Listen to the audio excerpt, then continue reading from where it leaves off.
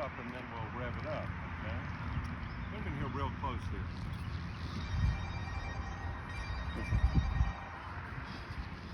So get your good hands on it and just start making a little half swing, a little hip to hip, hip to hip, and in between a clip, hip, clip, clip.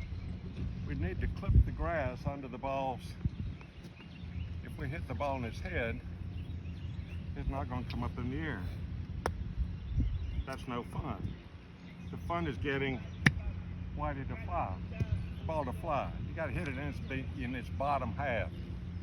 Just be scraping the grass, clip the grass, and notice where. Notice where. That's where I better put my ball.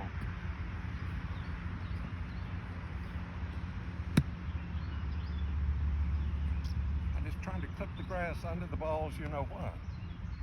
Now when that little hip-to-hip swing feels pretty good and I'm making decent contact, in fact, if you did it like we used to, where you shagged your own balls, there was no driving ranges. Bob will tell you had a shag bag full of your balls and you found a place to hit your balls. And you had to pick up your balls. So you were very likely to practice with a club that was going to be easy to put close to your bag. Okay? And that, I'm not saying you don't hit the big ones, but you don't go to high school till you've done elementary work. So give your body a chance to kind of get with it. And then if ever you start to lose it, come back to where you were last successful. In the military, they call it retreat and regroup. And then come back again. But you don't. So once the little swing, the little hip-to-hip swing,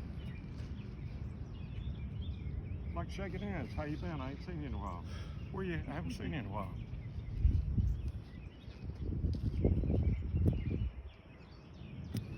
My stomach and my hands are moving together.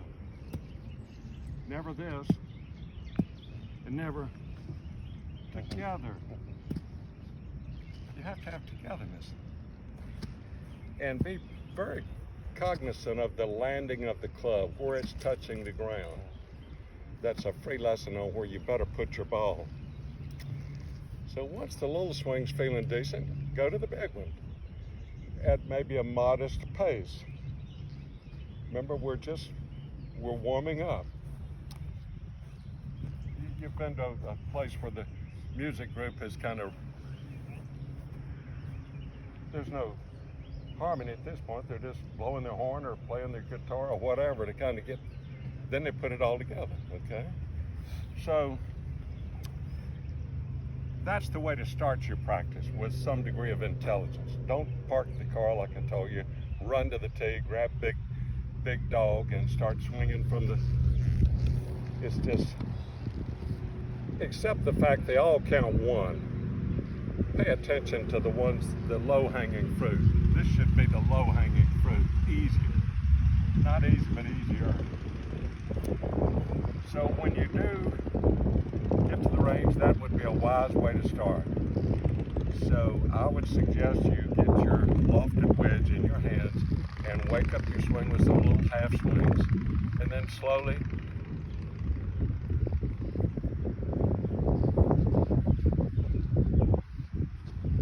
let it get a little bigger.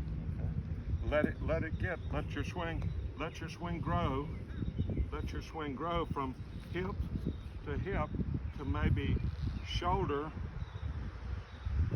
hands to my shoulder, shoulder to shoulder, shoulder with shoulder. And I'll have a fair amount of, can you hear it? If your swing ain't singing, you got no speed. If you got no speed, you have no distance. You have no distance, you have a half of a problem. You have to have distance and direction. So let's proceed right into hip to hip, then shoulder to shoulder, then we'll go up the bag to the longer clubs. Whoop. find your position, and I'll be here to help. She's going to be down there on the end. Her husband's left foot. Okay. She's right here, so they can square off. Okay. I'll be back in a minute, guys. Holler. So, this you might find equally challenging too, since I've made a big thing about the contact area needing to be very precise. Quite often for me and for students, I will set up a narrow barrier about the width of a 3-pack of balls, okay? That's my barrels, as you might say, around town. Remember the road work? There's always the barrels. And I'm playing out the water sprinklers over here.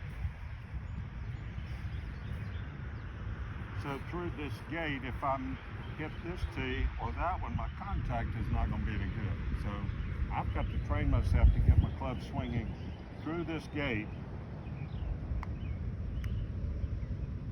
And it's got to be swinging low enough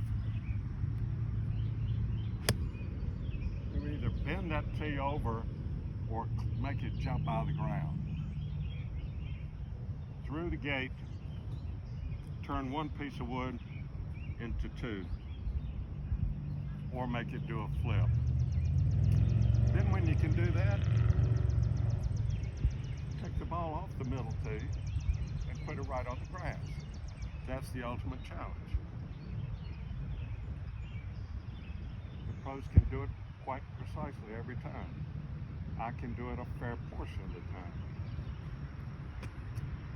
So make it easy for you to succeed, and then gradually take a bigger bite of the challenge. But confidence is a precious commodity. Do whatever you have to protect whatever little bit you have. That means fall in love with the clubs you're good at, and then gradually venture out into those ones that, oh me, I have trouble with that one. I got a couple in my bag that are on parole now. I'm not able to hit them good enough. So, do I give up? No. Do I spend all day practicing? No, because I'll lose every ounce of confidence I have. So I ain't going to say another word. Set up your little station if you want. You don't have to. I only paid to give good advice. I can't force anyone to follow it.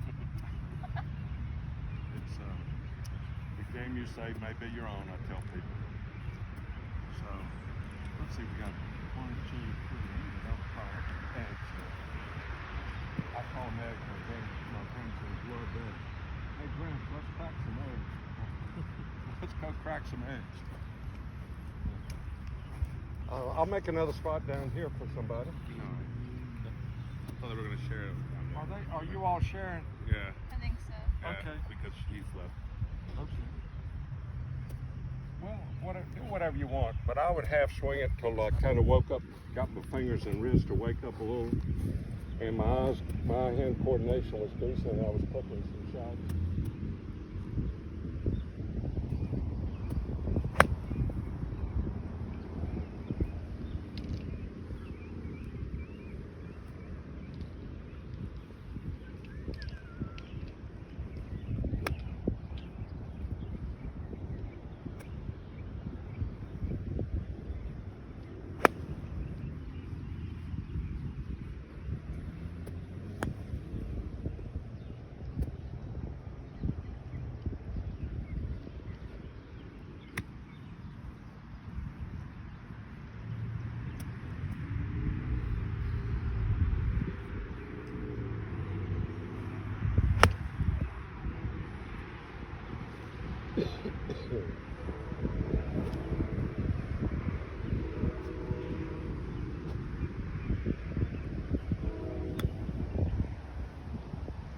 Nice. You know, when you clip the ball beneath its equator, That's what I would. then it goes up. If you hit it in its top half, its head, it dribbles. Okay. But the sound of the club brushing the grass when you're making practice swings, listen and watch for the club to not just tickle the grass, but actually clip it. Just like that, sir. That was a nice clip. Now let the same thing occur.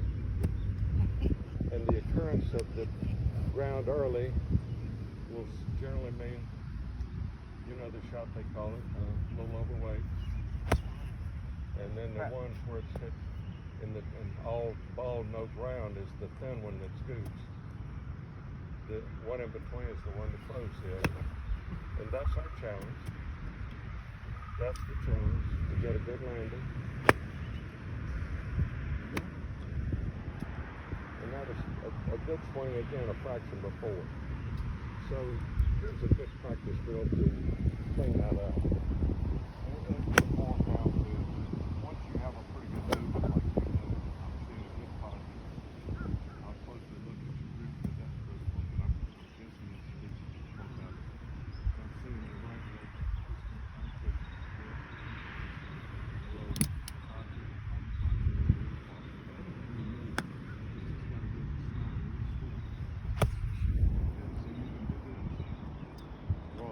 Take a tee and scrape a line on the ground. You could use a can of spray paint in your backyard so you don't worry about a few pyramids. Just position yourself to this line right here. Ball set right on the ground. Swinging that so you can get up to land on the line and scrape the grass on this side. If it hits the grass on this side, it won't work very good. And if it hits no grass at all, you got to get it just right. How do you get that? Perfect. Wow.